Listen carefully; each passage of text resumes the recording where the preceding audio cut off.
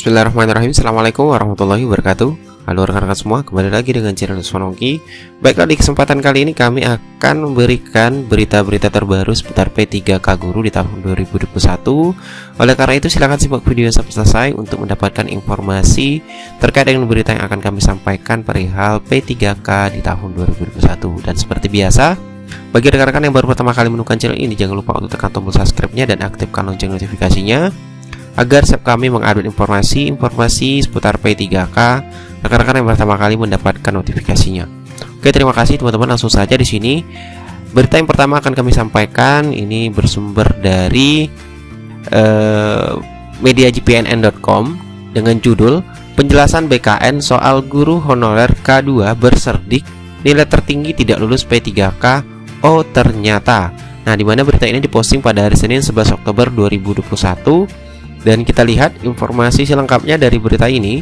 Kasus guru honorer K2 sudah punya serdik atau sertifikat pendidik yang tidak lulus P3K tahap 1 di Kabupaten Purwakarta mendapat respon Badan Kepegawaian Negara atau BKN, di mana Deputi Bidang Sistem Informasi Kepegawaian BKN Pak Suharman mengatakan kasus yang menimpa Atep Lesmana, guru honor K2 di SDN 1 Ngari Kidul, Purwakarta, Jawa Barat terkait dengan posisi guru prioritas 1 atau prioritas 2 sesuai data Kemendikbudristek, Pak Atep Lesmana bukan merupakan guru prioritas. Jadi saingannya Pak Atep yang nilainya di bawah 513 bisa lulus karena berdasarkan data Kemendikbudristek yang bersangkutan merupakan guru prioritas, terang Deputi Pak Suharman kepada jpnn.com Senin 11 Oktober 2021. Mengenai kriteria guru prioritas dan kurang prioritas, selanjutnya yang bisa menjawab adalah Kemendikbudristek. Sebab yang melakukan flagging diberi tanda bendera data adalah Kemendikbudristek. BKN hanya membaca data yang di flagging sebelumnya di Dapodik. Setelah melihat data formasi guru kelas di SDN 1 Ngagri Kidul hanya 1 dan Pak Al Solihat adalah guru prioritas. Pak Atep bukan guru prioritas, ujarnya. Pak Suharman menjelaskan terkait dengan flagging prioritas atau bukan prioritas ada di tahap pendaftaran. Dari awal memang sudah di flagging Kemendikbudristek mana yang prioritas dan kurang prioritas, seperti itu. Kemudian sebelumnya Pak Atep Lesmana, guru honor K2 berserdik di SDN 1 Ngagri Kidul, Kabupaten Purwakarta mempertanyakan ketidaklulusannya. Padahal dia mendapat nilai 711 dan melamar di sekolah induk, yang membuat dia shock. Rekannya sesama guru di SDN 1 Ngagri Kidul dengan nilai 513 malah lulus, padahal rekannya itu melamar jabatan yang sama dengannya guru kelas. Pak Atep merasa ada kejanggalan dalam pengumuman kelulusan P3K Guru 2021 tersebut, sebab Atep mendaftar di sekolah induk dan mendapatkan nilai lebih tinggi. Dia makin bingung karena banyak guru honorer di Purwakarta yang lulus meski tidak di sekolah induk, sementara dia yang sekolah induk dengan nilai tinggi malah divonis gagal, seperti itu. Nah, ini adalah berita terbaru yang diposting di mediajpnn.com terkait dengan adanya guru honor K2 berserdik nilai tertinggi tidak lulus P3K, seperti itu.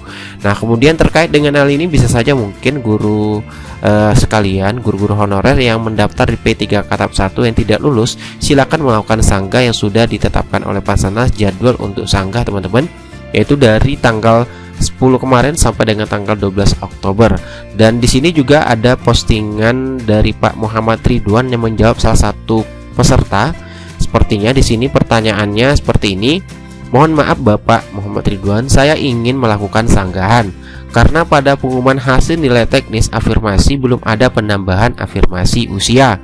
Dokumen apa yang harus saya upload untuk bukti dukung sanggahan saya? Terima kasih. Nah, kemudian Pak Muhammad Ridwan langsung menjawab pertanyaan dari peserta ini teman-teman, yaitu KTP.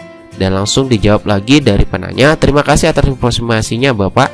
Semoga Bapak dan keluarga sehat selalu dan dimudahkan segala urusannya. Jadi teman-teman, terkait dengan sanggahan yang bisa teman-teman lakukan, silakan lakukan sanggahan tersebut terkait dengan mungkin keberatan dengan hasil seleksi kompetensi tahap 1 kemarin, mungkin seperti yang dialami oleh Bapak yang diberitakan di mediajpnn.com ini. Silakan lakukan sanggahan, dan terkait dengan mungkin dokumen yang harus disertakan seperti yang dialami oleh Bapak yang bertanya di akun Twitter Pak Muhammad Ridwan ini, seperti usia ya, terkait dengan usia pendaftaran yang belum mendapatkan tambahan afirmasi seperti itu ya. Nah, silakan masukkan KTP atau upload KTP-nya seperti itu. Nah, kemudian informasi selanjutnya akan kami sampaikan terkait dengan pemberkasan. Nah, di sini juga diberitakan di media jpnn.com terkait dengan pemberkasan NIP P3K, guru honorer lulus siapkan dokumen, ikuti petunjuk BKD, teman-teman. Jadi di sini guru honorer dinyatakan lulus P3K tahap 1 itu diimbau untuk bersiap-siap menghadapi tahap pemberkasan nomor induk, di mana pemberkasan NIP P3K akan dimulai setelah proses sanggah selesai. Jadi jadwalnya teman-teman terkait dengan rekan-rekan guru honorer yang lulus itu jadwal untuk proses penetapan atau pemberkasan NIP itu setelah nanti proses sanggah selesai, di mana Kepala Pusat Pengembangan Sistem Seleksi Badan Kepegawaian Negara yaitu Pak Muhammad Ridwan mengatakan setelah proses sanggah berakhir setiap instansi daerah akan mendapatkan daftar peserta P3K guru tahap 1 yang dinyatakan lulus atau kode L dari Panselnas, di mana kemudian BKD akan diminta memproses pengusulan NIP P3K tersebut. Selanjutnya akan ada surat dari BKN terkait ini, kata Pak Muhammad Ridwan di Jakarta, Senin 11 Oktober. Dia menjelaskan BKN akan menyampaikan hasil kelulusan P3K guru tahap 1 kepada masing-masing BKD atau BKPP atau BKPSDM. Dari situ kemudian instansi mengusulkan NIP P3K sesuai petunjuk teknis BKN, sedangkan bagi guru honor yang berstatus L atau lulus, lanjut Pak Muhammad Ridwan disarankan melihat peraturan BKN nomor 18 tahun 2020 tentang jenis pengadaan P3K yang sudah kami sampaikan juga di video sebelumnya. Kemudian hal ini penting agar peserta yang lulus bisa tahu dokumen apa saja yang harus disiapkan. Yang sudah dinyatakan lulus setelah proses sanggah berakhir, siapkan dokumen terkait baik yang hard copy maupun soft copy, kemudian ikuti petunjuk BKD, teman-teman. Jadi silakan dipantau terus setelah nanti proses masa sanggah selesai bagi rekan-rekan guru honorer sudah dinyatakan lulus P3K di tahap 1 untuk melihat terkait dengan berkas-berkas apa saja yang harus dipersiapkan untuk penetapan NIP P3K di tahun 2021. Itulah informasi yang dapat kami sampaikan. Semoga informasi ini bermanfaat. Sekian dari semuanya. Wassalamualaikum warahmatullahi wabarakatuh.